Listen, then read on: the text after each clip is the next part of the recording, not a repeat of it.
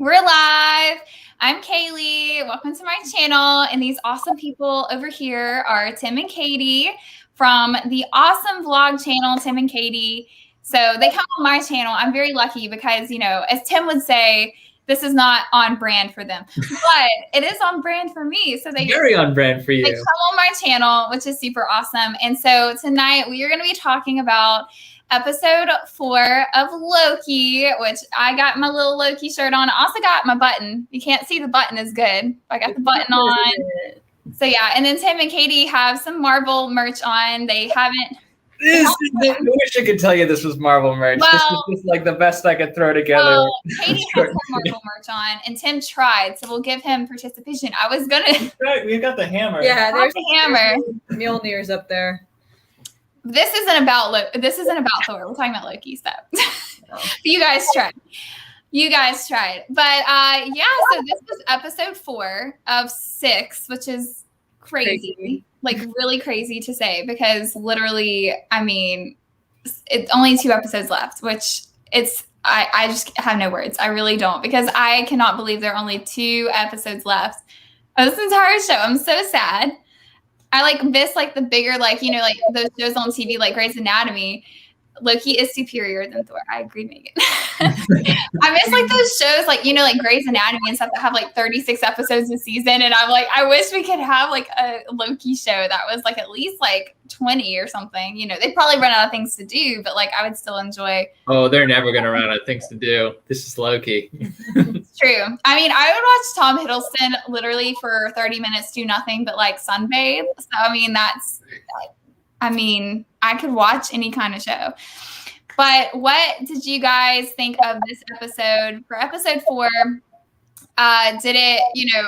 did you guys like the episode overall, or did it kind of let you down? What were your overall thoughts on your approval rating of this episode? Who's feeling let down by this episode? There are people. Well, Tumblr. Besides Tumblr, if you say Tumblr. Let me just tell you guys, I went on Tumblr after the fact, and I was so at such a high after this episode, and I went to Tumblr, and I left, and I was like, oh my gosh, am I stupid? What is going on? And I messaged Tim and Katie, and I was like, you guys, Tumblr just wrecked me. Tumblr is a interesting place to go and try to find yourself. Yeah. No one was on my side. It was similar. Yeah. I know Megan's here. It was similar to last night, Megan and Christina were on one side of the ship war, and I was on the other side of the ship war. It felt like that, but no one on Tumblr was on my side. So I was like, oh, this is interesting. I thought I'd find people here, but nope. Mostly Gibson fan art these days, but it can be a very toxic community when they want something that doesn't happen. So I think that Tumblr is kind of a collective of children who live their lives on Tumblr exclusively, and they never actually get what they want in real life. So yeah, I say that with apologies to anyone on Tumblr who is a sane individual. It's just we don't see you very often. I did spend a good time on Tumblr. I used to have my ships on Tumblr that people agreed with me, and I always felt welcomed, at least on some part of Tumblr. It was not like that. Yeah, it was not like that at all. And I was like, oh, okay. I was going to a very specific tag, and every single post in that tag was for the opposite ship, and I was like, oh. I don't belong here. It's okay, well, Tumblr's out. I'm not doing Tumblr. Tumblr's Tumblr. No, it's a shipyard, and I have to assume that somewhere in there is a Loki and Lady Loki, or Loki and Sylvie. There's got to be a tag in there, right? No, we love the episode. That's I don't know. Do you want to talk more about why you loved it? No, you're going to talk longer, so you can go ahead and have the spotlight. I loved it. It was probably it's definitely my favorite episode of Loki, I think, so far. I say Megan's much better. Yeah, I'm just responding to her comment. I concur. There was tears. There was heart-wrenching moments. Some really nice acting from both. From Tom Hiddleston, Owen Wilson, and Sylvie's actress, who I'm so sorry I didn't bother to learn her name yet. I haven't either. I'm terrible with actors' names in general. I think I only know Tom Hiddleston and. But to be fair, we all should know Tom Hiddleston by now, and Owen Wilson as well, since we're all adults now. Anyway, some fantastic acting from them. I have to admit, I caught myself off guard a little bit by how much, like, I found that I liked the Sylvia and Loki relationship. Like, I don't really know where, I mean, it's obvious it's more than a friendship, but I don't know how far it's actually going to go. But I'm just I'm to tell y'all something funny. Really optimistic about it, I guess. If nothing else, but also Loki's kind of character development and relationship with Mobius was really interesting in this episode too, because just his, well, I'm sure we'll get there eventually, but just his reaction to what happens to Mobius, I was like, dang, my stomach hurts from how much that I felt that one. I could definitely talk for like an hour about how much I liked it, so I'll steer it back to Kaylee to Kaylee. Sorry, we're opposite here. It's okay. To guide us to our next topic. Really quickly, I just want to say hey to Mel, and also, of course, hey to Megan, because we've already talked. She said the actress's name is Sophia Di Martino, because she Googled Thank you, Megan. Yeah, we need someone on Google at all times during these chats. I would have never known that. What I was going to say, I don't want to get too much. I'm going to let the Tumblr thing go. The Tumblr thing is not going to become the antlers that was last night, where I kept bringing up the antlers again and again and again. I'm going to let Tumblr die, metaphorically on this. But I wanted to mention this. Okay, literally, there was one person I was reading on Tumblr that was talking about that ending scene with Loki and Sylvie, where like Loki like has his hands like on her shoulders, and he's like this is different for me. And literally this person is like, guys, they were just gonna hug. Like, I don't know what you're talking about. And I'm like, what? I don't know. Did you maybe watch the wrong episode? I always go in for my hugs like this too. Exactly. I hold someone like this before I hug them. And I also say I'm new at this. Like that. So the next line was totally going to be, I've never hugged anyone before. And I really maybe he has. I mean, maybe he hasn't. But anyways, I just want to say that was the kind of ridiculousness that I saw on Tumblr of people literally, and I mean, I have probably done this too, where I've like literally been like, this ship cannot happen. But I was like, guys. And I had people saying something about like, it was more of a familiar love, which is like, we could talk about, hey, Jeanna Claire caught up, which is great. Because I always worry I'm going to spoil her when she pops on. I think she watched the episode. Yeah, so. She did. Yeah. I posted in our chat with Jeanna Claire a meme, or I guess like not a meme, just like a Easter egg that someone like posted on Twitter, because I thought at that point that everyone had seen it, and then like 2 hours later, Jeanna Claire was like, I've seen it now, and I was like. Wait, was that the one that I messaged you and I was like, hey, did you mean to put that in the chat, like where everyone could see? If we're going in chronological order from the beginning of the episode to the end, it will be the first thing we talk about. So I can reveal that to the world. Okay, we are gonna try to go chronological. I'm going to flail, and I told Tim and Katie before it started, I'm going to be like, all the intelligent talk is going to go to Tim and Katie, and then I just had a draining day at work, and all I'm talking about is really that. I mean, there's more. I'm being sarcastic, but I really do love them. Megan says, holding hands and lovingly looking into each other's eyes with immense tension totally equals a hug. I agree, Megan. That is the consensus on Tumblr. We're just so out of practice from hugs from the last year that everyone's like, is this a hug? Is this what they're, I can't remember what they're like. I was going to say, this is going to make our first hugs very awkward. Step one, put your hands here. Grab your shoulders, lean in, look very, very seriously into your eyes. Yeah. Okay. So going to the beginning, going chronologically, because we just skipped to the end because I cannot control myself, and I'm sorry for that. But going to the beginning, I really loved that beginning scene with Sylvie And I never even saw the Easter egg that you were talking about, so it totally may be this scene. But I really loved that like first Sylvie scene. I thought she looked more like a Loki in that first scene than like she does now, obviously, because she had like the dark hair and she like had the Loki vibe. So I really enjoyed it. Okay, Tim, do you have? Is it that scene or is it later? Because that was like the first scene, right? Yeah, that was the first scene. You see baby Sylvie. When she looks, when she is born the goddess of, I think I told April actually at some point, or if it might have been Morgan in like the chat that you guys had, but at some point I threw out there on one of your lives that these divergences don't necessarily start with someone being born a female when they were in the sacred timeline supposed to be born a male, which is like, I was kind of counting on that being revealed as like, oh, it just happened and we caught on to it eventually. And that's how you got, sucked into the TVA madness. But we'll get to that ending and everything that happened in the elevator later.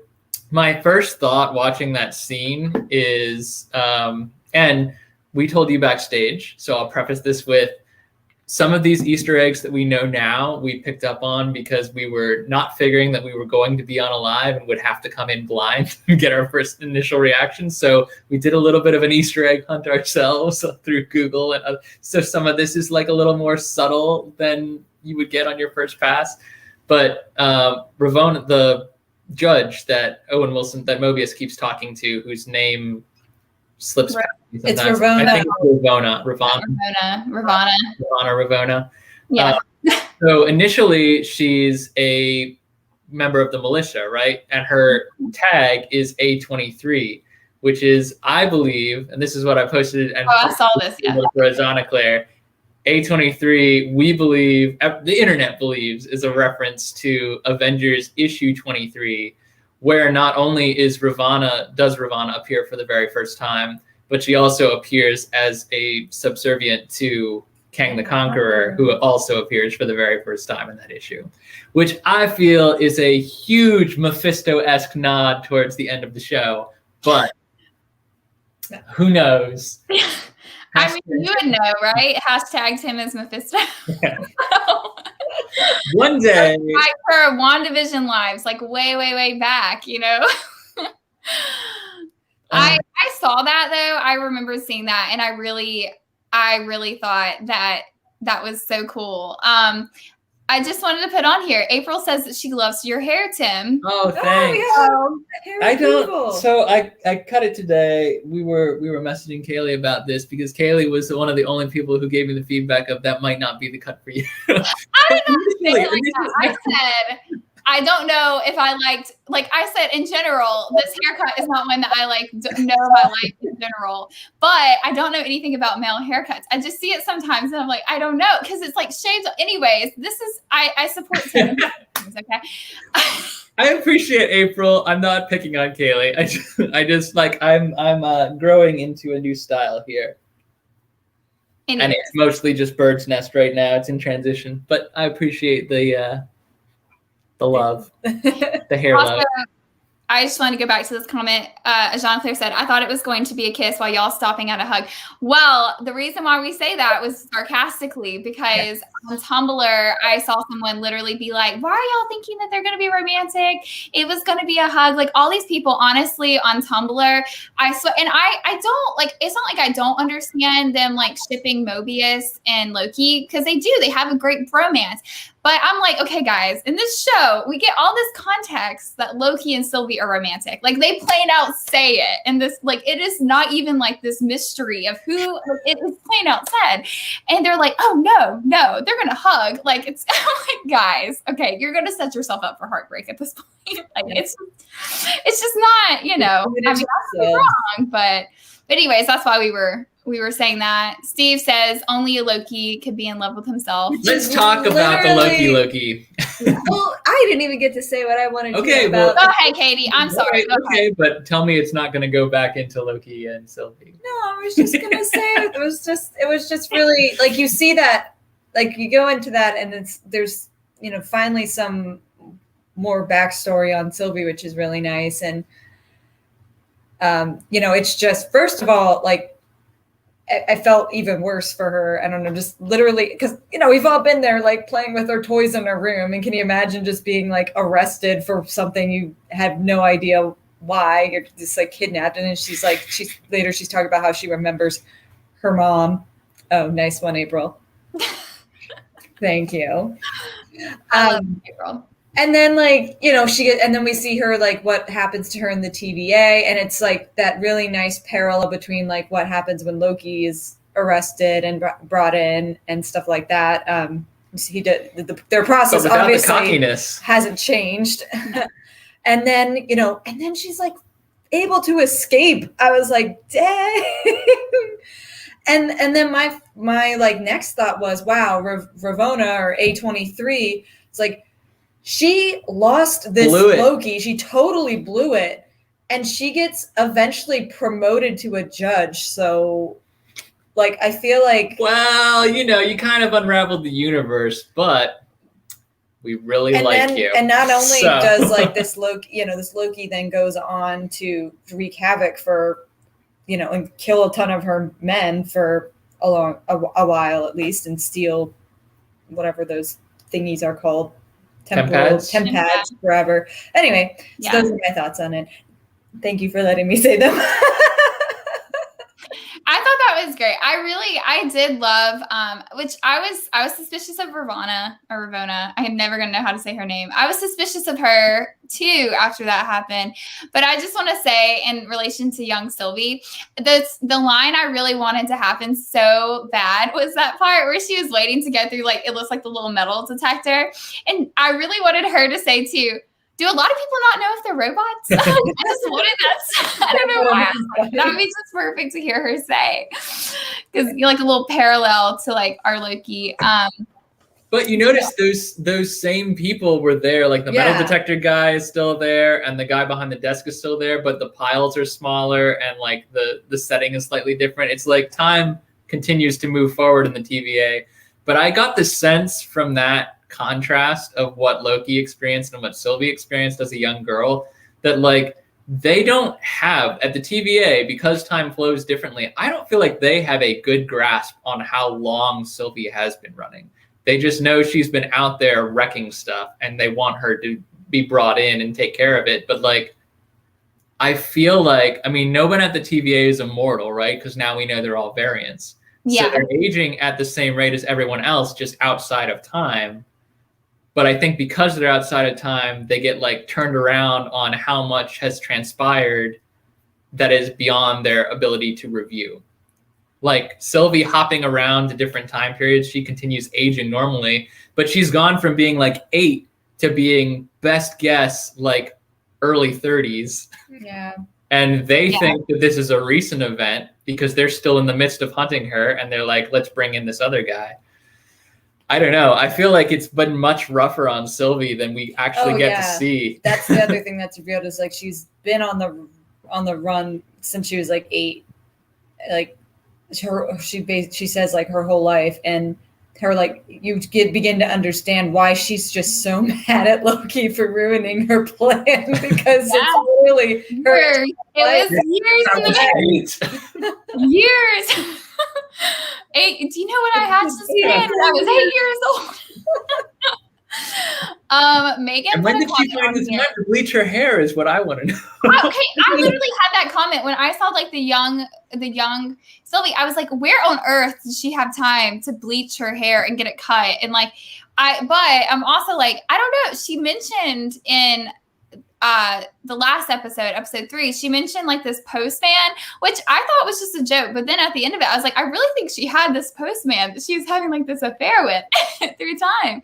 So I'm like, maybe when she was with the postman, she decided I'll dye my hair. I don't know. But Megan says she was wondering if they were going to find out Sylvie was adopted. But Sylvie did mention in episode 3 that she was adopted.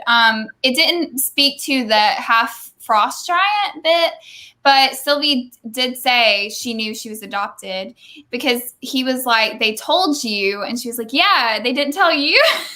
Yeah. He was like, no. So I think that was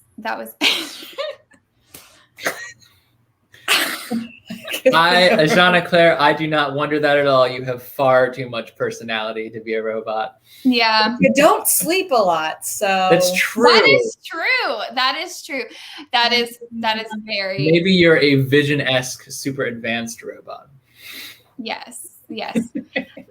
But let's go ahead and talk about Ravonna. The romance of the century. Ravonna. What's her name? Ravonna. I just Ravonna. Because I didn't want to say it wrong the whole entire life. So Ravonna. Yeah. So it's Ravona. My Ravonna. So. Ravonna. I knew Katie would probably know because Katie's like she knows how to pronunciate things and I don't. I try my best. I don't. I don't. I feel like when we go to Florida, you're gonna really want to pronounce things right, and then I still am like, hello. Hi, welcome to the party. I'm not sure which one of you guys is on, but thank you, Ravonna. Okay, so we can go ahead and kind of talk about her. I knew kind of from the beginning she was a bit sketchy to me, but I wanted to like her because I kind of like her in Mobius, and so I wanted to like her, but after this episode, I feel like she's dead to me, and I am done with her. Well, all right, we're jumping ahead a little bit in what I'm going to say, but we'll get here eventually. I was going to say that when she's presenting what happened to, is it C20? Yeah. C20.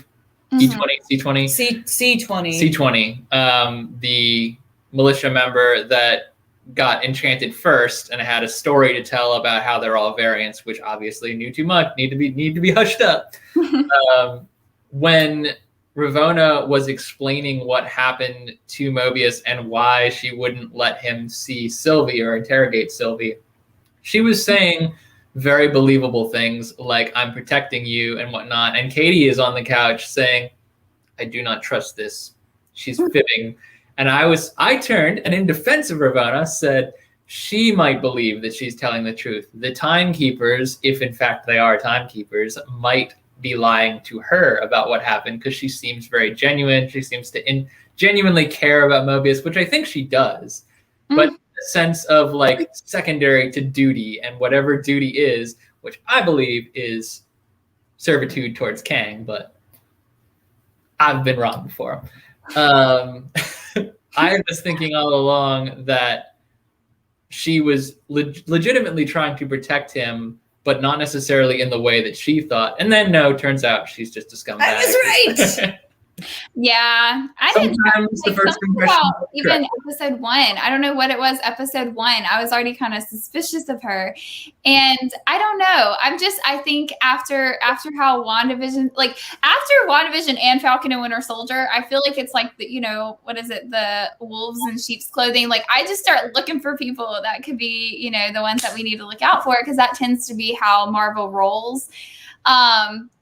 So I was kind of suspicious of her, but I don't know. Like, even if she's being manipulated, this was the end for her to me. I cannot, after what she did to Mobius, it is the end. It is the end. It did, to her credit. I'm not saying she's a good person. We obviously know she's a scumbag, but to her credit, it looked like she had to like bite her lip and suffer through the words, prune him. Like, it was still a terrible thing to do. But I think, once again, she does care about him a little bit, but she knows that like she's got a duty. I mean, I liked her I did like her at the beginning. I didn't have suspicions about her from the get-go, but I mean, when it came time in this episode to be suspicious, I was like, yeah, I don't trust her. But I did like her, and I like that actress a lot too. We see her and stuff, and she's always great. And I did really like her friendship and camaraderie with Mobius, and the fact that, he would ask her things like, I'm going to bring in this Loki. And she's like, and he's like, no, I really think we should. And she's like, okay, I trust you. I don't know if she agreed because maybe she thought it was a means to an end for her goals or whatever. I don't know. But I did feel like they had camaraderie, and I feel like if Mobius didn't dig deeper and find out the truth, that she would have happily let him live and continued to be his friend. I agree. I mean, I don't doubt that she had some real connection and real genuine friendship feelings or whatever feelings. I don't know.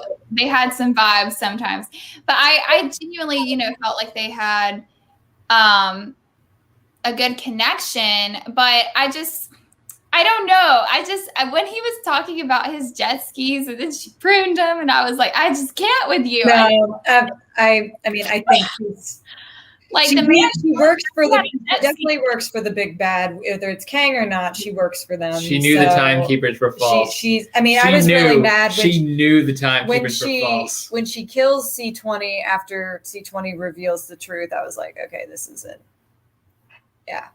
Yeah. Although we didn't see that happen, so I'm not entirely convinced that C20 is dead. But we don't know. I mean, we know from the end what happened. Yes, now we know there's life after pruning. But does Ravonna know that? Who knows? Probably not.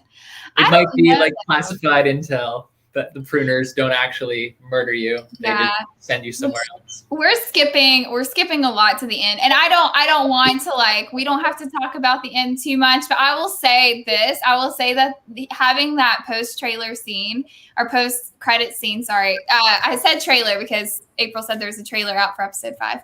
So I haven't seen it. I probably need to see it, but I haven't seen it. But that post-credit scene definitely changed the whole tone of the episode for me, because if it would have not had that post-credit scene and Loki would cry yourself to sleep, I would be so upset right now. I would be so upset. And I just don't even know, because I do really like Sylvie, and a lot of people are kind of jury's out still on her. I personally, and shockingly to myself, really like her, and I probably still would have continued the series and enjoyed it. But I had such a bitter tone up until that scene, and then I was like, okay, this was an awesome episode. And I was telling one of my friends at work who watches it, I was like, this is such a good episode. And I feel like she's gonna get to the end and be like, what? How could Kaylee think this is a good episode? But I'm because it changes the whole episode for me in the sense of it was still going to be a good episode regardless. It's just it just made me real excited that I was like, okay, I can get behind this, this being the twist, as long as Loki's still alive. I had the same. I don't know if I was calling or talking to you. Oh, I saw the live episode.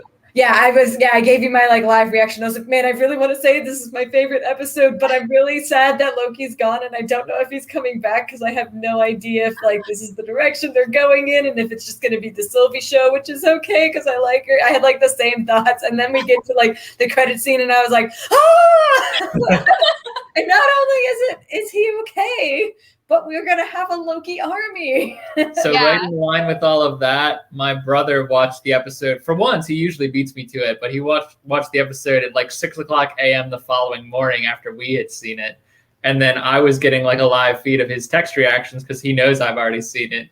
And so when you get to the part in question, he sends this one short text, which is just raw expletives. And then followed by, I guess it's going to be the Sylvie show from here on out. Man, I didn't see that coming. And then 5 minutes later, ... Oh, NPM. No man. Which I feel like is a good synopsis of all of our And then by that point, I was like, okay, it's my favorite. It got me so good. Well, you guys have way more restraint than I do. Katie's live chatting with me about her thoughts, and I can just hear the credits going, and I'm like, girl, just skip to the end, just skip it. But because you better believe I skipped. I was soon as that happened, I was like, we're skipping over. It's happening. Okay, there's several comments. April says, has anyone seen the movie The Dictator? How does a thing where he commands people to be killed? Come to find out, they all have their own block in New York.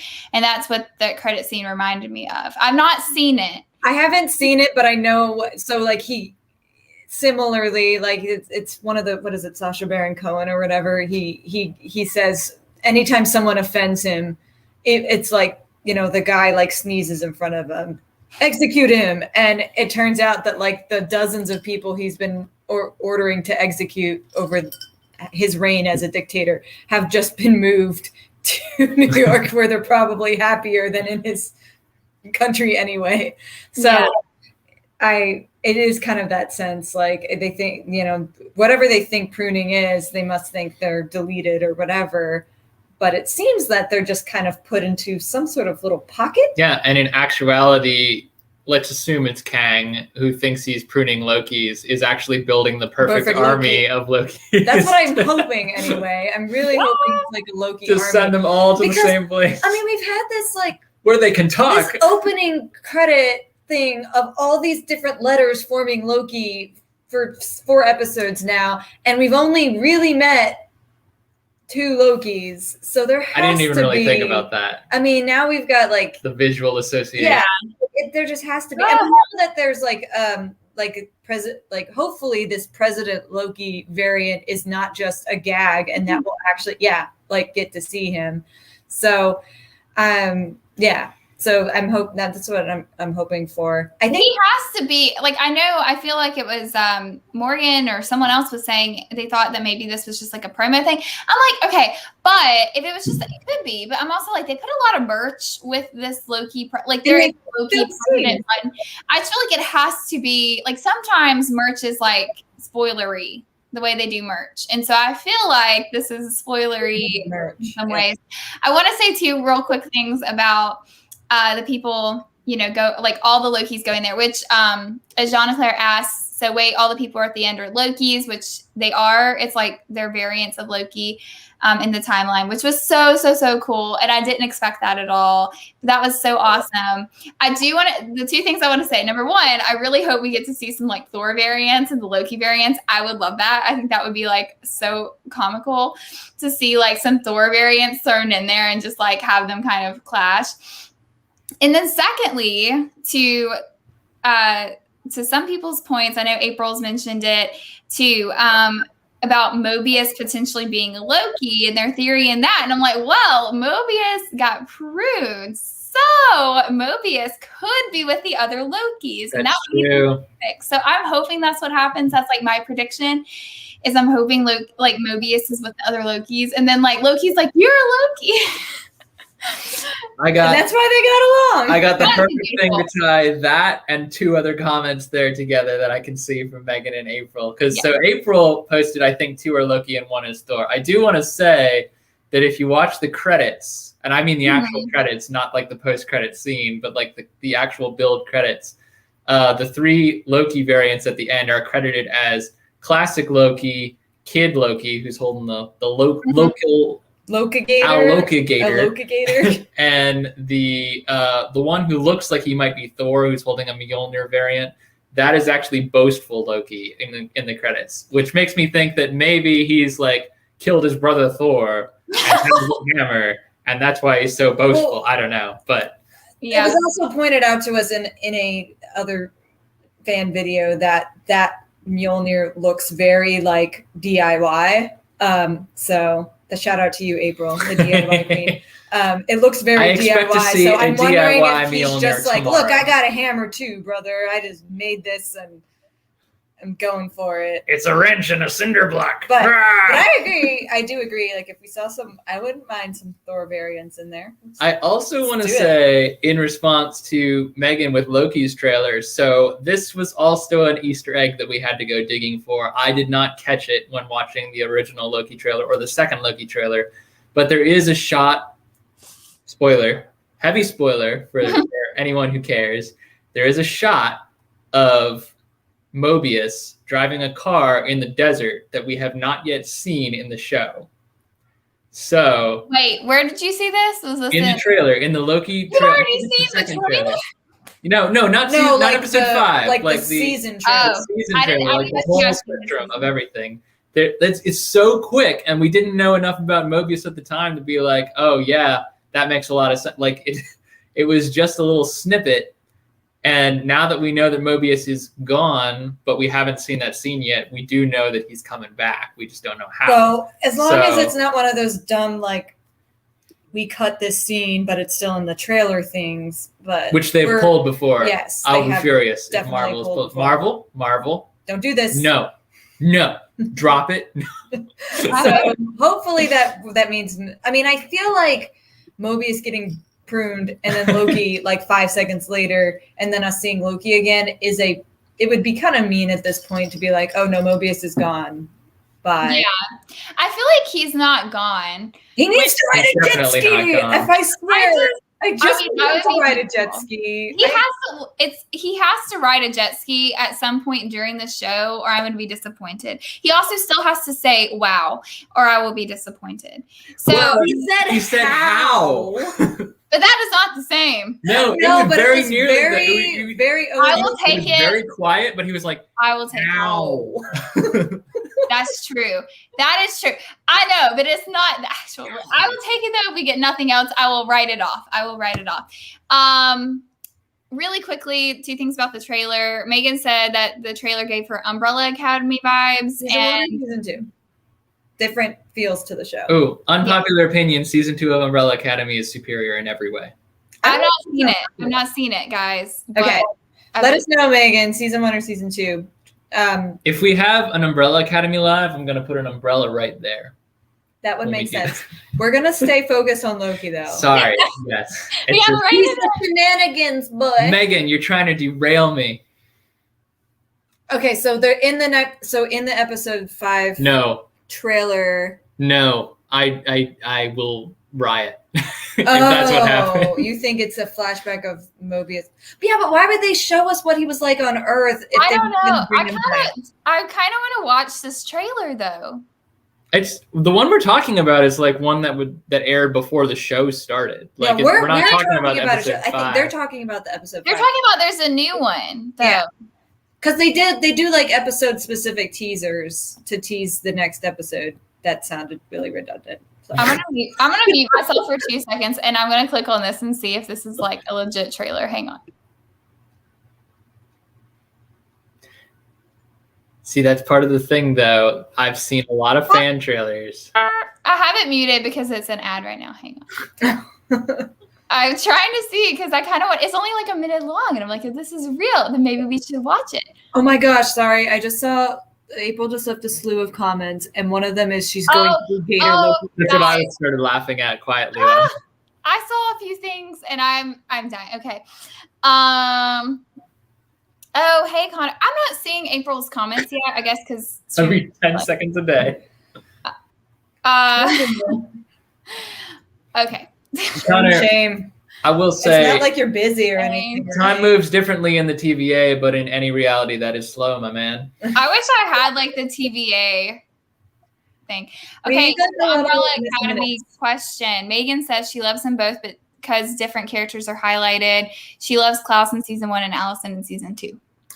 I really like Klaus in season 2. Dude, we're not going down this road. Okay. We're not going down this road. There's too much to talk about. Megan, message us about Umbrella Academy. Yes, let's do an Umbrella Academy live with Megan. Kaylee, you have a week to watch. I'll be like the moderator. I will have questions for you. It'll be like Comic-Con. I'll be like, okay, what was your favorite character? And I like just from that statement alone, I just have so much to say. It could fill a half hour on its own. And we we only have we're going to take at least another half hour to talk about Sylvia and Loki. No, we're not. We're not. We are not. Well, they are. This comment, Allison and Klaus, they're talking about the Umbrella Academy or what is it called? I don't even know. It was Umbrella Academy. I want to say Umbrella Diaries. Umbrella Diaries. Now we're just mixing stuff. Anyways, okay. Well, okay. We don't have to watch the trailer. If we have time at the end and you guys want to watch the trailer, it's okay. Yes, April, we're moving on. April's like, let's move on. April's going into mom mode. Okay, I'm trying to think what else I want to talk about before I devolve into just Loki and Sylvie and me not being sensical anymore. Okay, is there anything else? Oh, okay, I guess we can talk about the timekeepers being fake, which we already kind of knew, but I'm going to be real. Like, when they went up there, I was like, man, like, we were wrong. The timekeepers aren't fake. And then the head got knocked off, and I was like, oh, I'm stupid and gullible. Like, dang. I knew it. I was like, when we first saw it, I'm like, we've seen some pretty, I mean, Marvel's done some pretty good special effects and all that. Like, they do a good job, whether it's makeup or computer or whatever. But when I saw those guys, I was like, they look like Muppets. That was the best part. They looked like Muppets, and then they talked like really bad Muppets. They talked exactly like the Muppets. The one guy, what do you have to say for yourself, bird? And then you like compare that to birdie bird, birdie birdie birdie bird. It's like dead on. Yeah, they were like Muppets, and I was like, I think I said like, oh man, they really are like lizard people or whatever. It was really not disappointing at all finding out that they were totally fake, because I was like, these are. I wasn't disappointed. No. I was gonna say this because I agree with John Claire. Even though poor John Claire, I thought she was talking about our Umbrella Academy comments. I think she's just confused in general about what we're talking about. It is a lot, but she did say she thought Ravonna was the timekeepers when they were determined to be fake. I did for a hot second. I was thinking, until Tim reminded me of the whole like Kang the Conqueror, I was really like, oh, she like, because it made sense to me because she knew they were fake. Like, she obviously knew they were fake, and she was like killing everyone who knew the truth, or killing them, pruning them. So I mean, I thought it was her too, but I think it makes sense that she's working for like whoever the big bad is, whether that be, you know, Kang the Conqueror or whoever. Yeah. See, maybe it's because I had just come off of watching Kaylee your live with Teacup for One with the Wizard of Oz, but like the second that they started going into the timekeepers are these omniscient beings. We revere them, but we never, ever see them. No. The second that like, I just had this sense of, oh, this is all fake. This is all made up. Like, this is definitely. It was just like, this is Oz. This is Oz right here. Like, before they even revealed. And then when the head gets cut off and it's a robot, he was shouting. Leapt off the couch. He was like, I threw told you. myself a little party. And then I was already up off the couch when Loki got pruned, so I just like fell to my face on the floor sobbing all of a sudden, and it was like a very like roller coastery transition. Oh, we'll talk. Yeah, we gotta dissect that. That's gonna happen. Megan's gotta go eat dinner, but thank you for joining, Megan. Thank you for joining us, Megan. We look forward to the Umbrella Academy live. Yep. I'll have to get on it. As Jean Claire says, we know way more backstory info. Okay, so I think some of the stuff like the Kang the Conqueror, Tim just knows because he like looks up stuff. And you never read the comics though, right? Or did you read the comics? I've read some, but I've watched a ton of Marvel TV. Like Marvel before they were doing MCU movies, they had some actually pretty good animated television shows like Avengers Earth Mightiest Heroes got you pretty much like all the backstory you could ever need on most things Marvel. So if anyone is new to Marvel, I highly recommend that series to bring yourself up to speed. Not me. Great. No. Bro. What do you It does have an awesome theme song pretty much all the way through. But yeah, I am familiar, and anything that I don't know, I know like enough about that I can go do some Googling and catch myself up. But the MCU doesn't play by Marvel comic book rules, so they reference characters that may never actually show up. And other characters, like we talked before, I don't know if we were talking on this live or if it was backstage, but we talked about Karl Urban from Ragnarok, his Hammer character. Like that character is supposed to be subservient to the Enchantress in the comic books and was instead a servant of Hela. So we'll get to that eventually, I think, because Sylvie's a part of that dynamic as well. But I'm just saying, like, MCU is like anything goes. So having a background of knowledge can get you like excited, but it's not going to tell you exactly what the roadmap's going to be. Yeah. Jean Claire wants to know, where is it streaming? D+. Disney Earth's Mightiest Heroes. Earth's Mightiest Heroes is on D+, Disney Plus now. Yeah. I think. We watched it on Netflix, but we I did, guess but it's been relicensed since then. Yeah. She ain't though. She ain't gonna be. Because obviously we've already had that. Killed his but I'm happy they chose not to go that route for obvious reasons we shall talk about. Now, is it that far removed, though, to say, no, they can't be together because they're siblings after we then say, but it's okay for Loki to be with himself? No, I feel like they just already, anyways, we won't get into all that. Hela's long dead. We'll just write her off. Yes, it's Jean Claire. Yes, it's Jean Claire. That doesn't stop Tumblr. We should clarify that in the MCU, Hela is not his wife.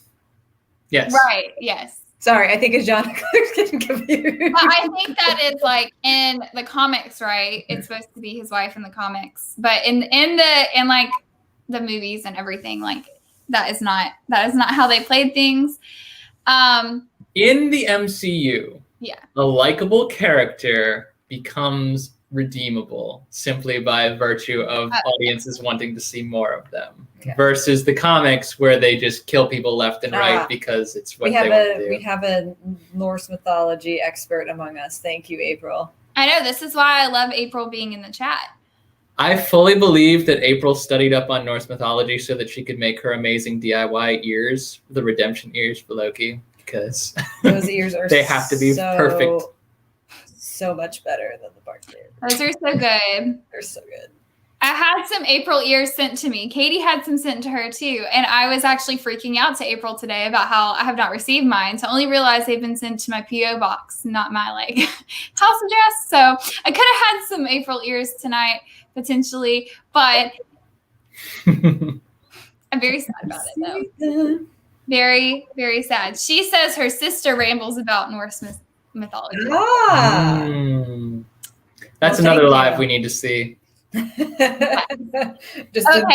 so do we want to talk about the whole Enchantress thing and like where we think that could go before we talk about Loki and I have one more thing that is directly tied to the episode we saw that we haven't talked about, which is the Mobius and Loki bromance. Yes, how could I forget? I feel I don't know. I truly don't know why. Like but go ahead.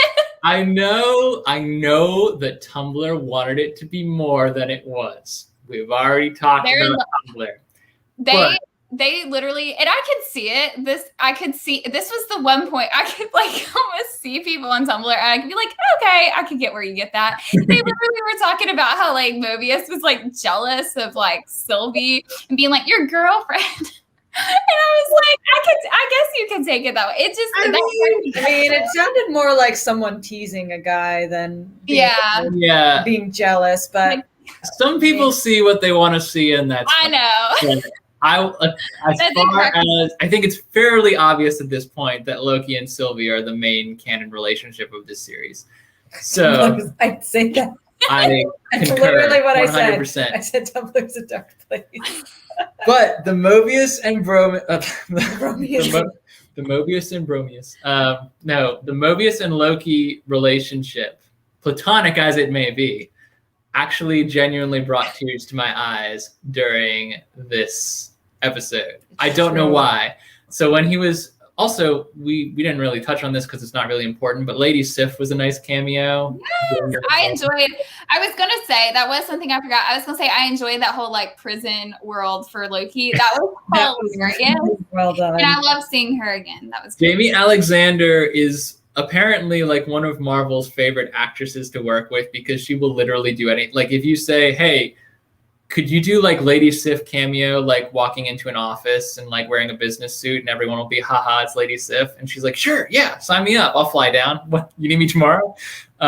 So she's one of the only warriors from Asgard that has not been killed off in the main timeline. So I think she is expected to be back in Thor Love and Thunder #4. But that was just a nice little Easter egg. What really got me was Loki is, you could tell from episode 2 that he was really broken up about being trusted for the first time ever, earning someone's trust, having a kind of broship with Mobius, and then having to if I don't go through this door, I'm going to be arrested and probably put to death. And so I have to go through this door. But you could see on his face, super sorry, dude. I know I'm burdening you, but, and then when he comes back, he seems very invested in trying to save Mobius from the TVA, which was very heartfelt to me. And then on top of all that, Mobius comes back and is like giving Loki a pep talk and saying like, you really are like a friend. And then Loki turns around and actually says the words like, how about a friend? And you can see him like compliment, and Loki gives that nice little grin. I'm just like, I love that this guy saw from the beginning, like he was very reluctant to trust Loki, but you could tell from the very beginning, he knows Loki. He's seen every aspect of Loki's life, but he knows deep down that Loki has the capacity to be a good person. Mm-hmm. And all he's looking for from probably episode 2 on are reasons not to trust Loki, because he doesn't want to be betrayed again. But when he sees that Loki's actually trying to help, he's like, I believed in you all along. I'm so glad that I didn't listen to the dark part of myself. Yeah. Just seeing Loki smile, like the validation of being told you can be a good person. I was just like so caught up in those emotions. And then they immediately killed Mobius. Yeah, that was such a quick turnaround. It was so quick because I was like, oh my gosh, like Mobius is telling him he can be good. And it's like this, like, I mean, I saw it as a bromance, and this also kind of sounds weird, and I don't want to offend anyone. I also kind of saw it almost like a father-son thing in a way, because he was kind of, or like a mentor thing. Like, yeah, definitely. Kind of like, he's kind of taken Loki in and being like, you can be good. Like this is, you can find your path and be good.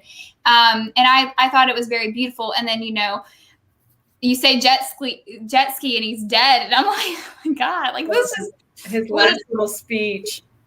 I want to be on a jet ski when I was happy before you kidnapped me. Literally, he only said that because he knew he was about to be shanked. So it was... Maybe I just feel like in that moment there were 1,000 other things he could have said, 1,000 different ways to react that would have prolonged the conversation for them, like to think of something. I think the objective in writing was to get him killed or pruned or sent to whatever fifth dimension the dead Lokis go. Dead Lokis. But yeah, it was heart-wrenching to see like this nerve. I mean, obviously everyone knows what's going to happen, right? When a bunch of military dudes and the person you betrayed are standing right in front of you and you're caught in a lie. And he like, as soon as he handed the tempad back, I was like, I'm not sure I would have done that, bro. that's use it. But it would have been cool if he would have just like taken Loki and they could have been on the run. And I mean, that would have been great. I think the problem is that Mobius is not a physical hand-to-hand fighter. Like, he's a good detective, but he's probably terrible at hand-to-hand.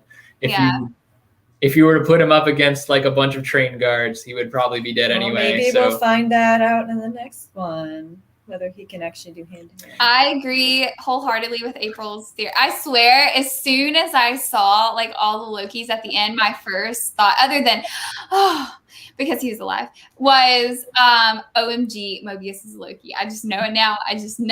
And I'm probably wrong, but I feel it in my, I'm like, this would be great. I could just see the beautiful moment of them reuniting and him being like, you're a Loki, like I would love it. You have to be a Loki on Earth though, right? To know what jet skis were, and to have like the I'm going to call it the DNA. That's not quite the right word, but like the DNA inclination towards jet skis. Yeah. No Loki in any universe. I mean, I'm not saying there can't be Loki variants that ended up on Earth. I think it's a very interesting theory, and I don't think it's so wrong. Yeah, I will not be surprised if April's right. Yeah, I'll be happy. I'll be April. I'll be on the ship till it sinks. Okay, I'll be there. I'll go down with the ship. It would explain. That's what happened to me in Mephisto, Kaylee. It's a hard road. Yeah, that's true. I mean, you guys, I know Tim and Katie stuck it through my live last night. You heard my stories about how I'm on a ship until it sinks. I will. Yep. I'm on there. I'm on the Jacob train with Twilight. Oh, do not start about Twilight. No, Loki. April says she'll be screaming if she's right. I mean, I concur. That's what I did about the timekeepers. I'll tell you about screaming about being right. But it's coming. It's coming soon. The conversation. Okay, do we have anything else we wanted to talk about? I could talk about so much, but I think it's going to take like a solid 20 minutes to sort out Sylvie and Loki. So I know. I was like, is there anything else before we go everywhere with this? Even though we've almost gone there like 50 times, and then we're like, no, we shall wait.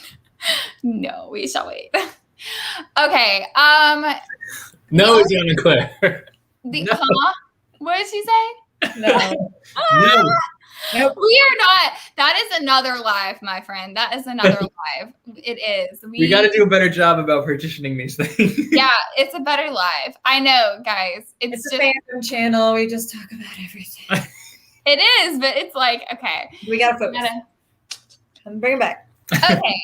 The one quick thing I did want to mention before we got to Loki and Sylvie was Sylvie and the Enchantress, which Tim tells me the Enchantress is in the comics and is kind of perceived like as a villain, I guess, or the opposite of Thor and kind of against Thor. And I'm interested to see how they're going to do the Enchantress in this. I mean, I feel like Sylvie definitely, and you even said, Tim, Sylvie is the name of the Enchantress. Yes. In the comics. So I'm canon, yes, of the Marvel comics, Sylvie equals the Enchantress. So knowing, I think it's fairly obvious that if we don't get a formal Enchantress, this is it. Because her name is Sylvie, she enchants people, and she calls it enchantment. I just had to share that. Okay, I'm sorry. I just had to. It was so funny. Y'all, can we talk about Once Upon a Time now? No. No. All right. I'm sorry. I had to. That was funny. Okay, go ahead. I'm sorry. Enchantress, Sylvie. If we don't get another Enchantress, I don't think we're gonna get another Enchantress. I think the closest thing we got to an Enchantress before was probably Wanda, because that was the kind of magic I was thinking of. You know, when I saw Sylvie's magic to begin with, I was like, oh, this kind of reminds me of like WandaVision, with the whole like you touch them and it like glows and whatever. And can I just say really quickly on that topic, Megan's not in anymore, I don't think, unfortunately. No, she's not. She said one of her first comments was like episode 4 of Loki was better than all of WandaVision and Falcon. So when the slate of shows was announced, I thought that WandaVision was going to be the worst of them.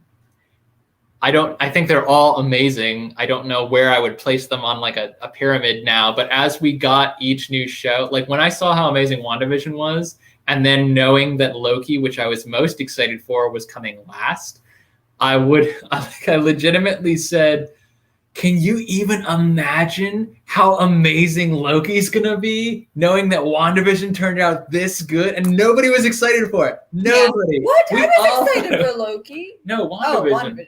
We all thought WandaVision was going to be like a basically just like a gimmick show that was going to be like a little more screen time for Vision, but nobody knew. Yeah, but it was beautiful. That was kind of their point. They're advertising. It was like, is this going to be like I Love Lucy? What? Yes, but all I'm saying is like so Loki has definitely surpassed expectations, and that's why like Disney themselves have like changed their entire programming schedule around the success of Loki.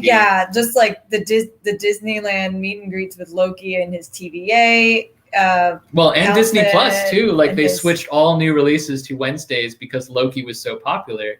I don't know if they understand that that's because of Loki and not because of the show, but I think, I mean, I'm going to try to get us back on track here. I'm sorry. I'm just like... No, it's okay. It's okay. The magnitude of Loki and how amazing it's been up to this point, and we still have 2 episodes to go, like every single episode has gotten better.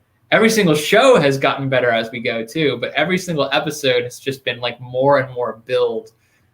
And it's a fun idea to know that the MCU heads have already said, you know, Loki has more rich territory for a second season.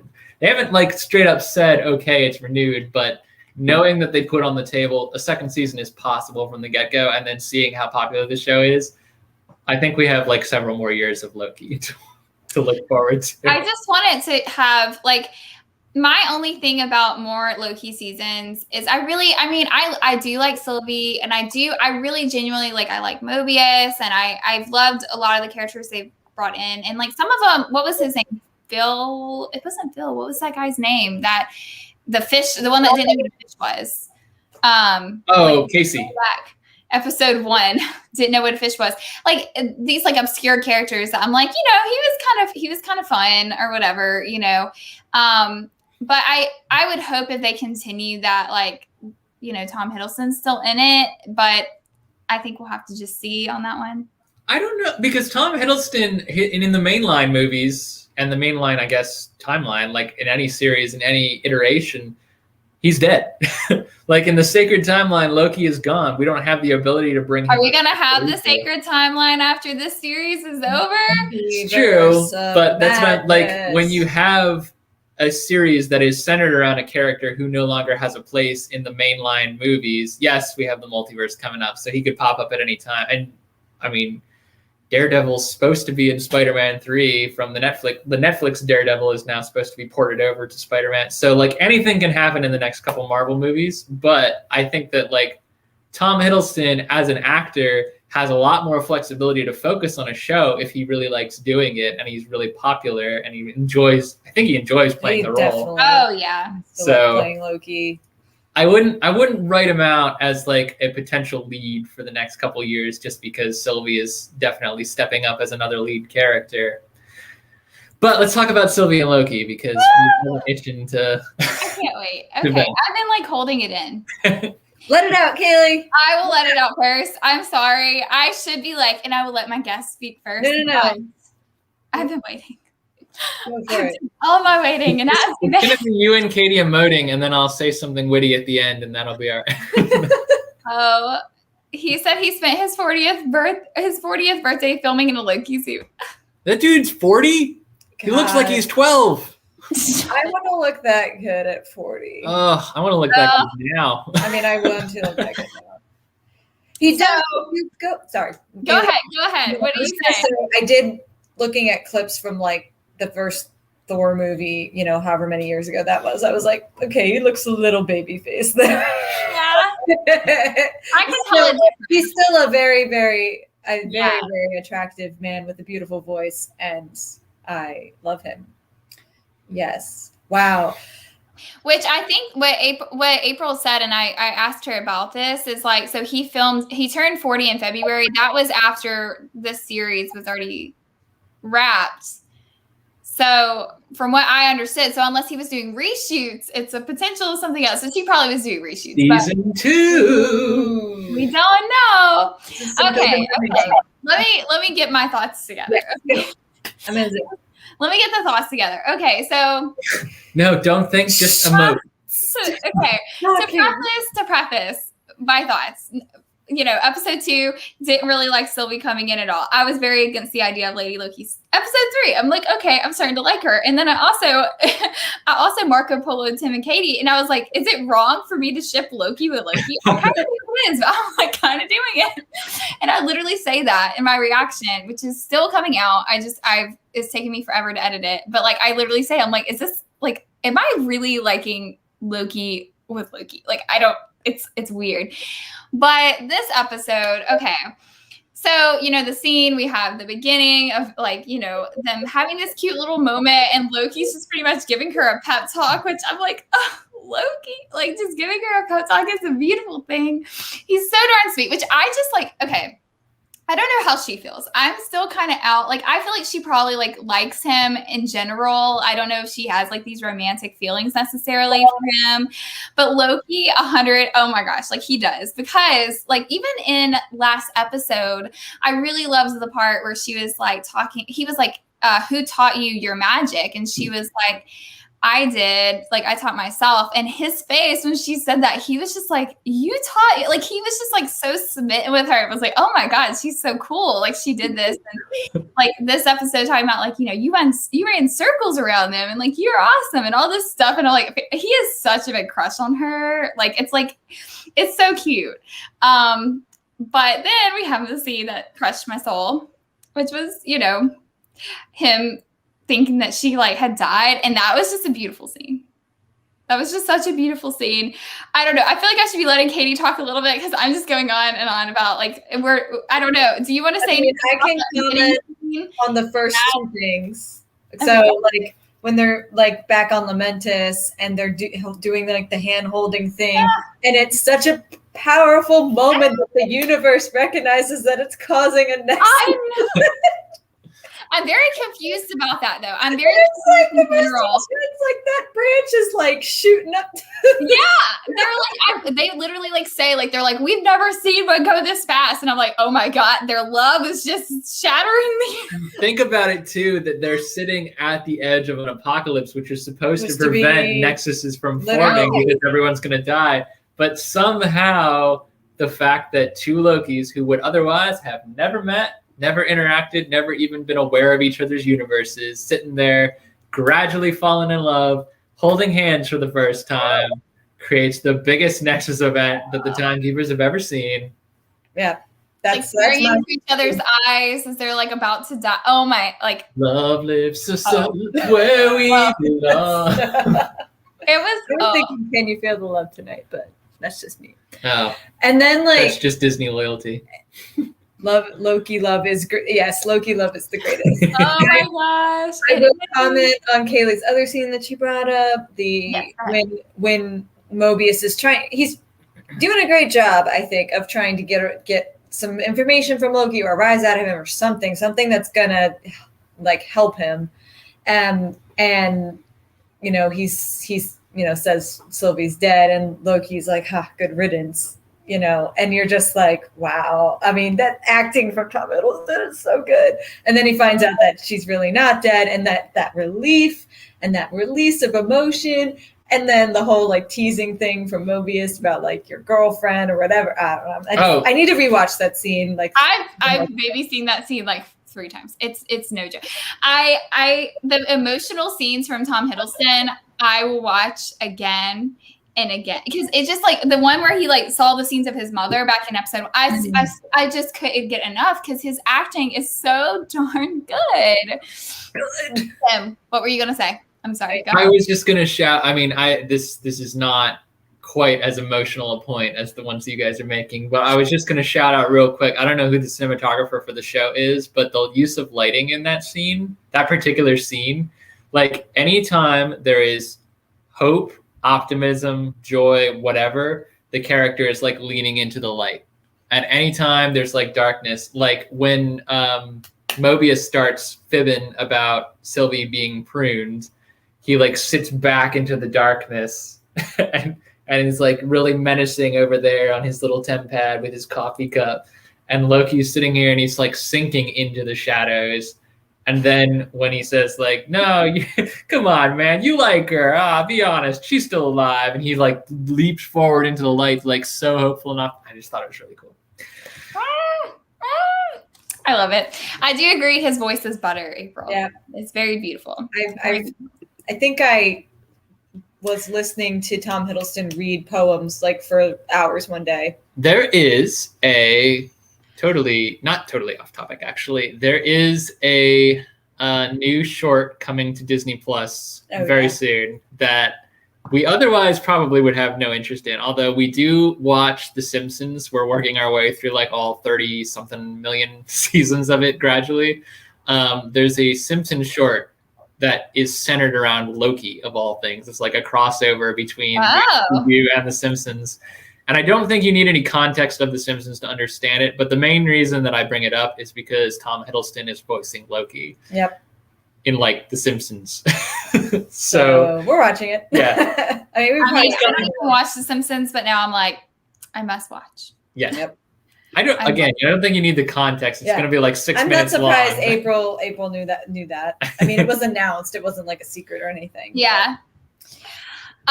Just because, I mean, I know which she's a Simpsons fan, but I've never seen it. But I will watch that episode for sure, or that little short.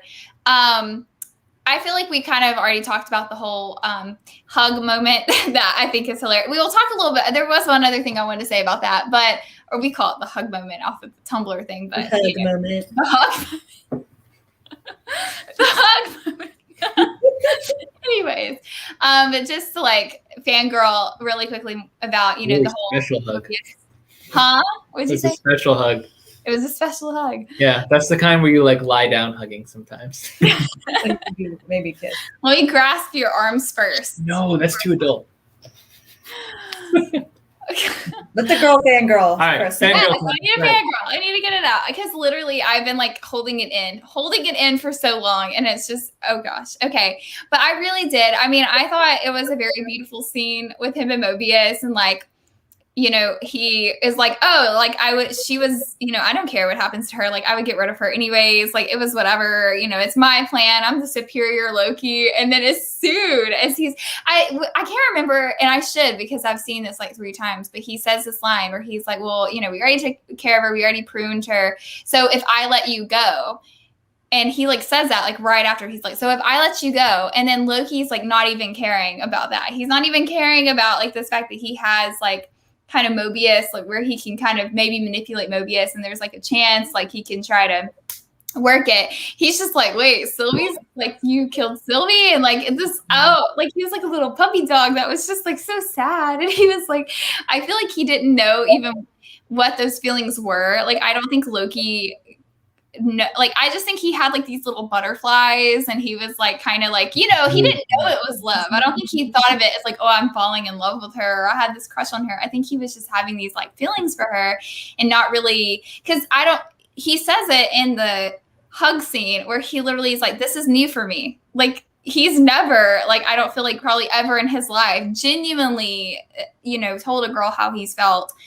Or a boy.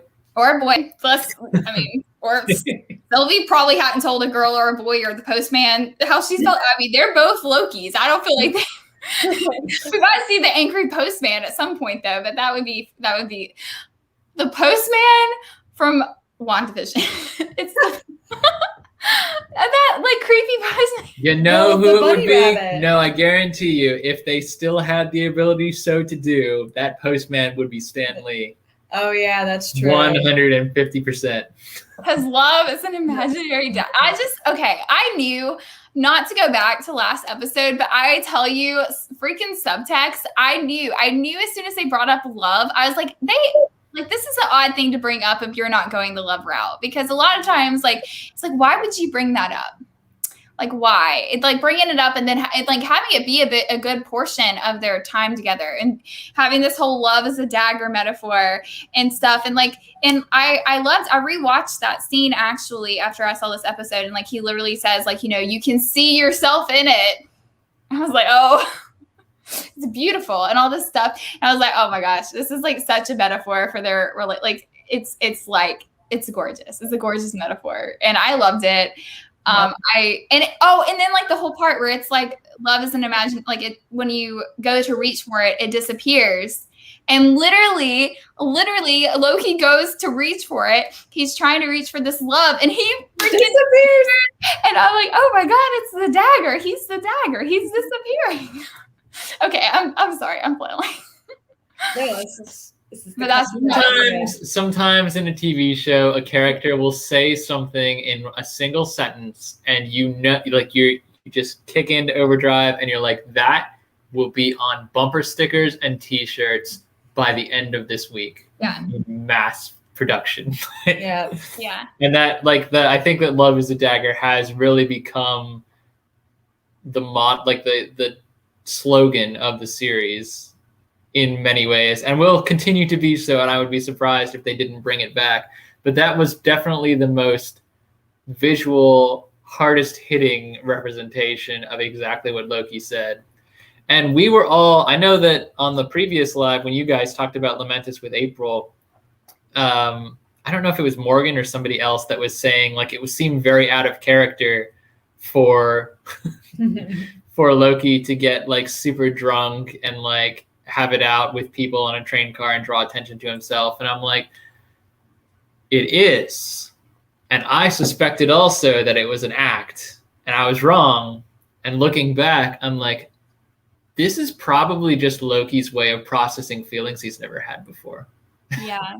Like trying to explain love to someone that he's actually starting to really like. Yeah.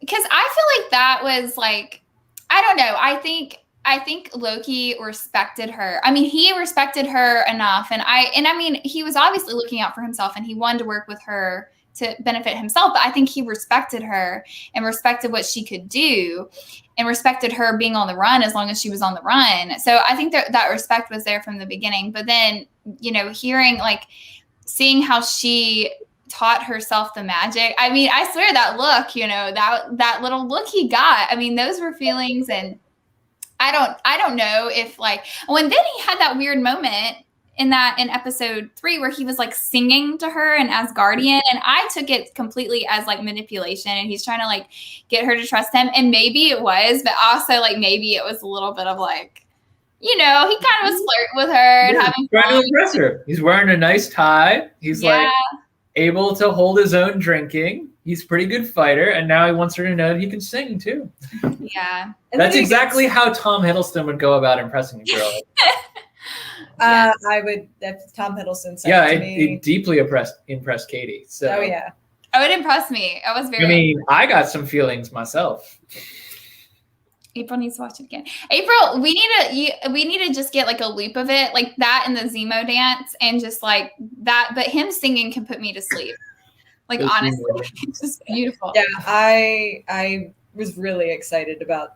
It gave me very like one of my favorite scenes from. Okay, I promise I will say nothing else about a different show, whatever, than this. Yeah. It reminded me of when Billy Boyd sings in Lord of the Rings.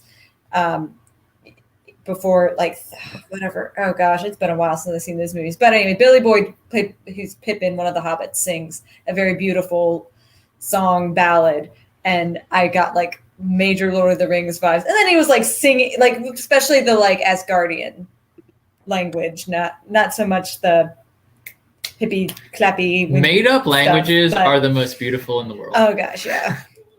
But anyway, I love it. The music in Loki itself is just so cool because it does that like weird out of time that it's like a weird musical instrument that I can't remember the name, but it has like a very theremin. Is it a theremin? The one that they're playing in. It has like almost like a sing-songy kind of noise sound to it, and then they bring in like the more like Asgardian folksy kind of string song. I don't know music that well. I talk like I don't know it, but the music in the show is so good.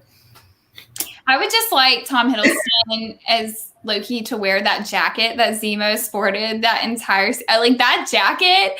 Every time I saw Zemo in that jacket, I was like, that jacket. I mean, Loki wears like a long coatish outfit in like the first Avengers movie. Yeah. And technically first Thor as well. Yeah. Just put I love a long coat. I love it. It's fine Asgardian leather. I have seen so much nice looking guys wearing those long coats, and I love it. How many nice looking guys? So many.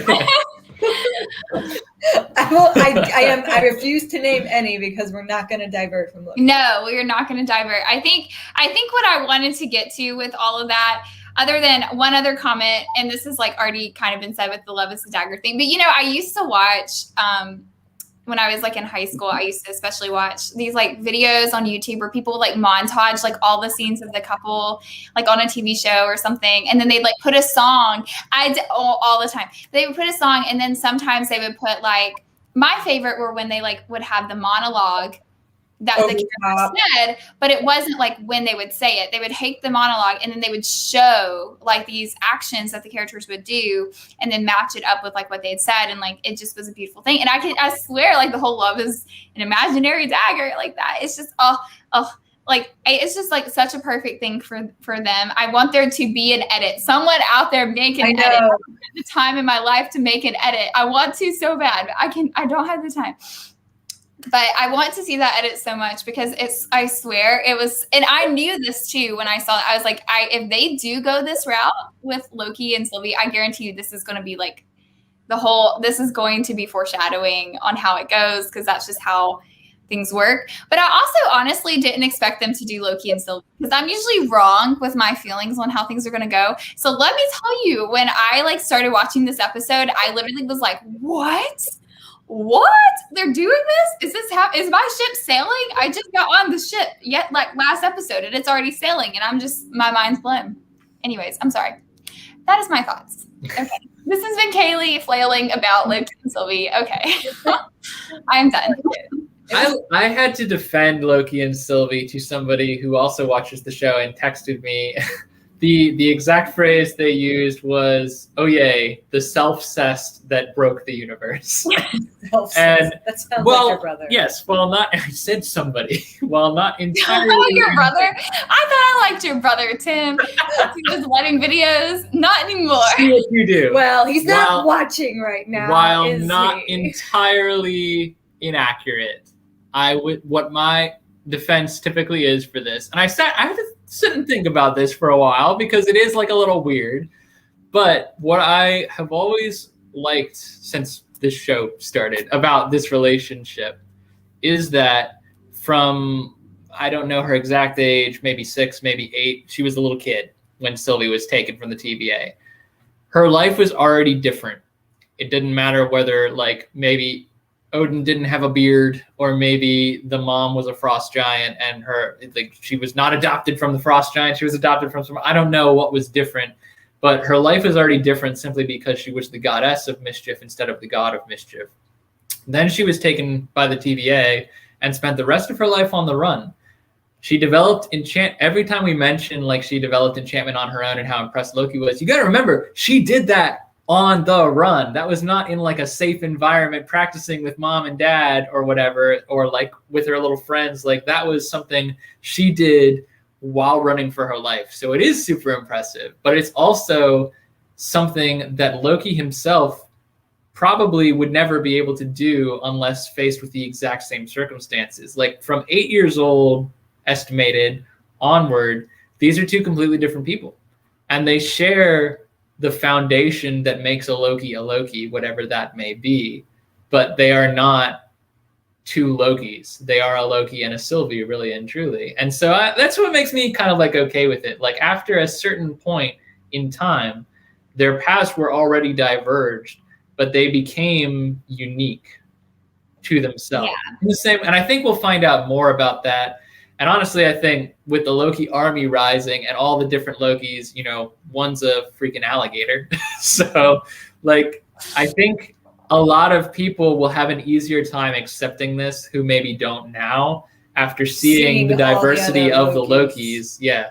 We have classic Loki, alligator Loki, kid Loki, and boastful Loki right off the bat. And they're all like, there's a African-American actor, there's an old white guy, there's a child, there's an alligator. I mean, you can't possibly get a more diverse group than that in the same frame. So imagine how many other Lokis are yet to come. And we're staring at all this and we're like, yeah, I wouldn't think of that old guy as being Tom Hiddleston in the way that right now, for some reason, I think of Sylvie being Tom Hiddleston, Yeah. Like there's a individuality to each of these variants that makes them what they are. And I think that the TVA, if anything, is kind of like a nice factory for individuality, even though they're all wiped and branded to be something that they're not. That kind of gives them a unity and an individuality at the same time. It's very difficult to explain, but I think that's what makes me very comfortable and allows me to get behind the Loki-Sylvie romance in such a way that I don't know. I just feel like after so many people watched Game of Thrones, they could get over themselves a little bit and just let this be a thing. But whatever. I didn't watch Game of Thrones. I watched Taboo, and that was a whole other thing. I said last week about, Jaime and Cersei. I do not condone Jaime and Cersei. I do not like Jaime and Cersei. I want to put that out there because I am very fundamentally against Jaime and Cersei for more reasons than just the incest. I just want to put that out there, but that is another chat. But yeah, no, I as I have said, I don't know why, but my being just ships people. And I just do. And for some reason, I was like, this is it. Like, I just knew. I jumped on and it's I will be on there till the end. Wherever the end is, I'm on there to the end. But there are two things I really quickly wanted to cover, and then I promise you guys we can end this live. We kind of knew we might go a little over an hour because our thoughts were so. We did spend about 20 minutes alone just on Sylvie and Loki. I knew we were going to. That's why every time we diverted, I was like, we're saving the longest part for last. We are definitely not going to end it an hour. Yeah, no. I looked at the clock and I was like, oh, it's like an hour right now, and we haven't gotten to Sylvie and Loki, and I'm like, oh, okay. But I appreciate everyone sticking around. Yeah, thank you. Okay, so the first one I completely forgot about, which was one of my. I wouldn't even say one of my favorite scenes. Also, sorry if you guys can hear the lawnmower. My neighbor decided to start cutting grass. I don't know if you guys can hear that, but it's like right next door. So that's lovely. But when Sylvie is in the elevator before they go up to the timekeepers, and she asks, why did you, what happened? What was the reason? And she says, I don't remember. And it's a lie though. It's a lie. Such a lie. Because she had this smirk smile on her face. I don't remember. It was literally. I know, but I hated her in that moment. I hated her so. I already knew at that point that my suspicions were correct, and I was just like, I don't really know like what she was trying to prove with bring. I guess she would have wanted to be like, yeah, these are the timekeepers, and I'm going to prune you right in front of them, but yeah. Didn't go according to her plan. I don't think that's what was supposed to happen. I think that obviously whoever was pulling the strings of the timekeepers, who is definitely not Kang the Conqueror, was looking through the eyes of the timekeepers in order to control them. Because Ravona's right there. She's not got like a remote control behind her back. She is a cog in a machine here. Yeah. And I think the objective was to bring them there to make sure that this was done. Because if you're Kang and perhaps you're trying to protect a timeline that favors your rise to power, you don't want any variables slipping through the cracks because of the disloyalty or unreliability of your staff. So, yeah. Speaking of that, big shout out to TVA agent B-15 for who we don't even know what happened. We don't even know what happened. I didn't think I saw her die. I have to go back and look, but I did not see her die. And yet she was definitely not part of the conversation. Yeah, but I got very confused about that too, which I was very upset that Sylvie didn't just like go ahead and like kill. I'm going to say her name wrong again. What is it? Ravonna. I want to call her Ravonna for some strange reason.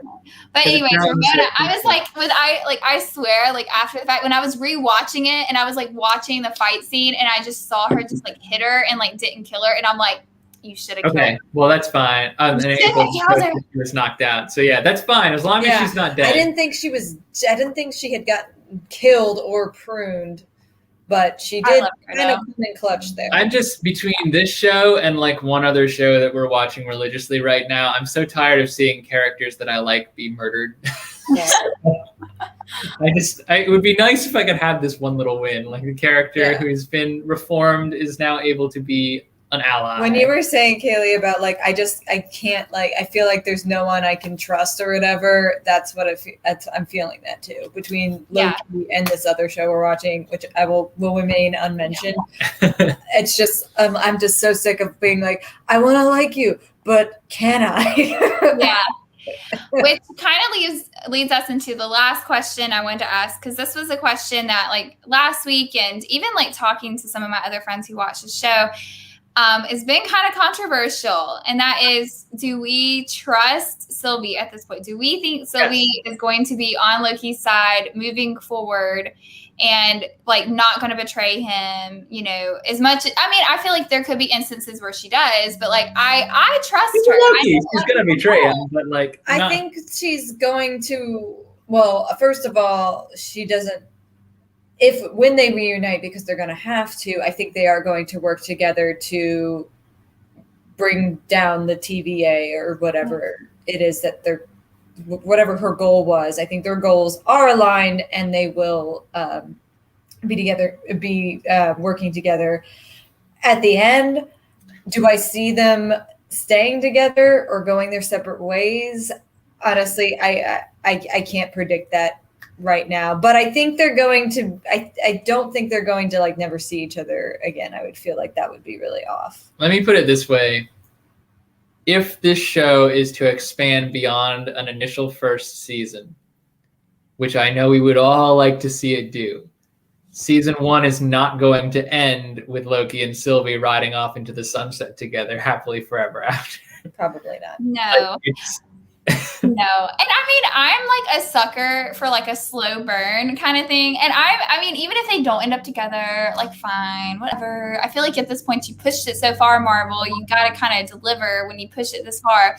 But I feel like even if like, I don't mind if they don't like get together anytime soon, or if they don't get together at all. I just feel like the only time I'm going to be upset is if I feel like they're betraying the characters. And sometimes, like in certain shows, and I don't necessarily think Loki's going to go on enough for this to happen, but in certain shows, you know, they'll have like this couple, and then like the guy goes and cheats or like finds someone else or does something crazy, and then the girl does that. And I mean, I don't think I think Marvel is kind of above that in a lot of ways because they like are so intense and there's a lot of fighting, and like there's not a lot of time to just go cheat and do all this random stuff. But I feel like as long as nothing like that happened, like I don't care how it ends. Kathy's very passionate about Loki, obviously. He's got some feelings. Kathy's a Loki variant. Kathy's turn to flail, Kaylee. You gotta let him. He's trying to flail. I'm saying it doesn't matter if they end up together, and Kathy's like, it does. It very much. It does matter. It does matter if they wind up together, but it's not going to be as cookie cutter as like they've been this at most 24 hours. 24 hours they've been together. Yeah, been any more time than that. And they've been very careful not to say, you know, he loves her or she loves him. They always like Mobius. Like her. You like her. You fell for her. Yeah, and I think that's what it is. I don't think you can say, I mean, I think that they could feel feelings of somewhat like I don't even say love. They could feel this strong connection to one another, especially when you're in a situation like they were, where they were like literally like dying, like they were about to die. So I feel like, you know, it's not like there was a lot of pressure on that situation. And I think that makes you like have to get closer faster. Yep. But I will say I noticed during my rewatch that the first time Mobius says, she's your girlfriend or something like that, or like he says girlfriend, and he's like, she is not my girlfriend. But then the second time he says it, because he says, what you're because he's told Mobius, he was like, you're the biggest liar here or something like that. And he's like, why? Because I lied about your girlfriend. And he's like, no, I can respect that. It's because you're like lying to yourself. I noticed that too. But he didn't deny the girlfriend thing. And I caught that the second time. I was like, oh, he didn't deny the girlfriend thing this time. He rolled with it. And I was like, I don't know. In high school, isn't it? You have to cling and on like, to these look. things. I think because it's so very high school right now, I think that they have like a playful crush on each other, which is fine. Yeah. I think it's really cute. And I think that the fact that they are who they are allows this to be a much bigger deal in the context of the show than it would be if they were, you know, two people who bumped into each other on Earth. Yeah. But this is a relationship that still needs to be developed. So in order for it to have any real significance to the ongoing nature of the show, we're going to have to see them probably stab each other in the back a couple times. Yeah. Well, and I wouldn't even mind. I think there's ways, I don't know. I think it's hard because I think they're both fundamentally selfish beings. They both want what they want. And they both, I mean, even though Sylvie's like mission is not a selfish mission, you know, I think she wants to do it her way, and he wants to do it his way, and they're going to have conflicts, and they're not ever. We're both narcissists. So I'm picturing this is not probably the best. Well, anyway, I'll just go for it.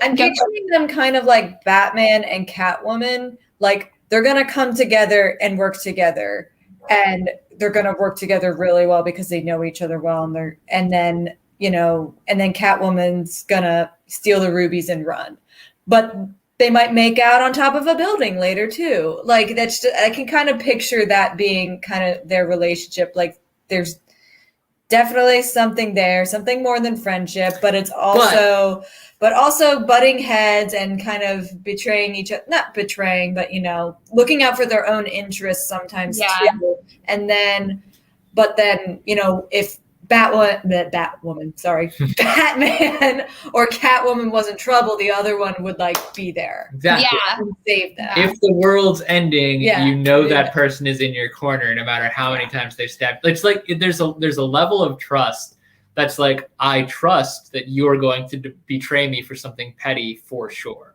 I also trust that if the world is ending, you are going to be my ally no matter what. Yeah. So like that. That's always going to be their dynamic. Like, I don't think it's the love is a dagger motif too. Like, yeah. And I think it's like, there was something, and I need to look up the exact dagger motif, but it was something too about it cuts you and you bleed or something like that. There was something about that in there, it hurts sometimes. And I definitely think that they're going to be, anytime they get together, they're never going to be, and Marvel would be stupid to make them this lovey-dovey couple that's super cute and just peace all the time, because that's just not they're chaos. Mobius said that in his really great thing where he's like, this is chaos. He's like, it's blowing the universe's mind. It's blowing my mind. And it is, because it's just so crazy. But which I also really liked Mobius's whole speech too, because y'all were saying about the whole high school thing, how it was very high school, how he's like, she is not my girlfriend.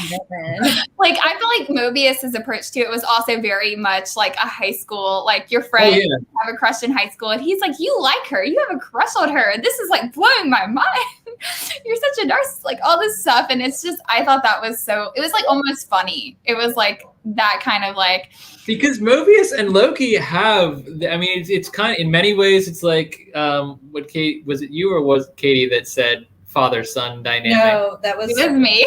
Okay, yeah. But I didn't disagree. At time they have the father-son dynamic. At time they have mentee. It's time they have the brother, but they're always arguing and if we're gonna see more of Mobius, I would venture as far out to say that we're always going to have this buddy cop dynamic between them that I really like. And camaraderie in the MCU and in most TV shows is a foreign concept, because the instinct is always to push two people who have any kind of relationship that goes beyond hallway buddies, you say hey and you keep moving, to try and push them together for the sake of engaging the audience. But Marvel has been very good so far about creating meaningful relationships. The only one, and I mean the only one in the MCU that ever fell apart simply because it passed through the hands of too many writers, was Black Widow and the Hulk, from Avengers Age of Ultron up through Endgame. And I was never deeply invested in that relationship because it was written on the spur of the moment rather than as something that could be developed thoroughly. And the shows give you an ability to develop things. You have more screen time. You have more of a scope of how far your story is going to go.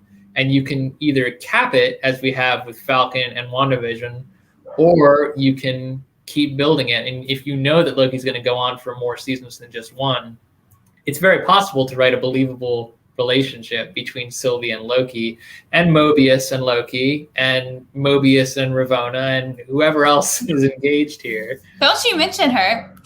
No, unless she is being mind controlled, which I don't think she is. I don't know. Okay, I feel like I'm a big sucker for redeemable characters, but at the same time, when you cross the line with me, I have a lot of issues. I have trust issues, and then I'm I don't know. Do I trust you to come back? Are we gonna I don't know. Okay? I mean, if Mobius is still alive, we predict he is, and maybe, I mean, even just the little the hunter that she had pruned because she knew too much. I was very upset about that. I liked that.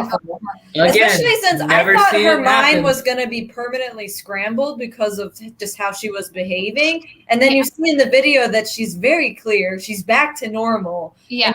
Just, dropping truth bombs, and that's what gets her killed. And it's a shame that she thought that was a good environment to be honest in, because she could have made it. Yeah, what other environment did she have? It's not like she was back on Earth or anything. Mm-hmm. Yeah, but that was the worst. I think that scene, and then Mobius watching it and being like, "Oh God, Loki's right," and I got it. We have many good episodes ahead of us yet. We got two. We got two. Two is not many. We have two. Two guaranteed. Guaranteed. We have many prospective. I'm hoping that finale is like a good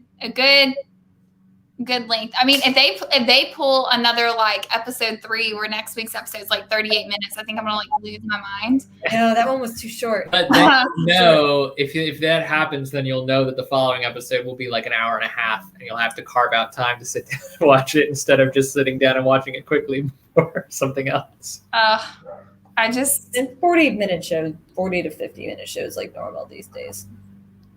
Yeah, let's riot. Hey, April, we appreciate you sticking it out through the end here. Yeah, I appreciate you sticking through my flailing. It was a lot, but I needed to get it out that first day where I had no one to talk to because I woke up so early and I was like, I want to watch this episode. And I've been having like really long, hard days at work.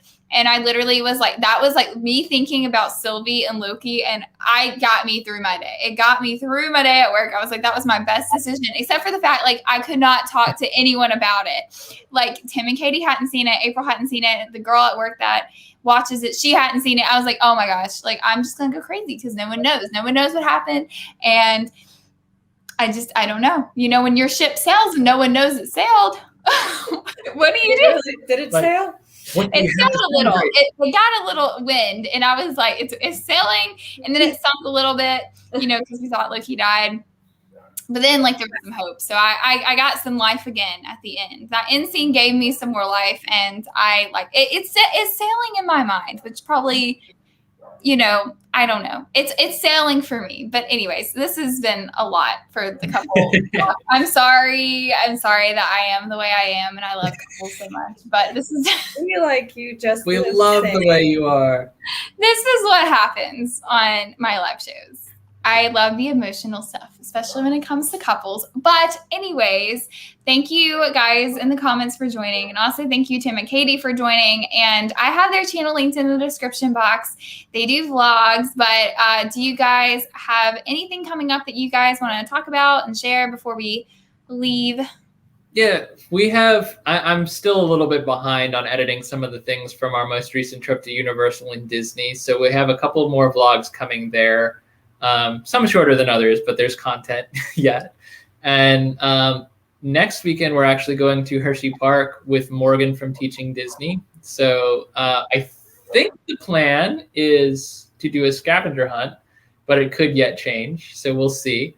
But there's definitely going to be, there's a great day ahead there because there will be content from the both of us. And then towards the end of the month, we're actually headed back to Universal again for a very quick trip. We're actually only spending one day there to do a collaboration with Mitch and Devin from Roadside Trippers, who everyone should check out because their channel is pretty awesome.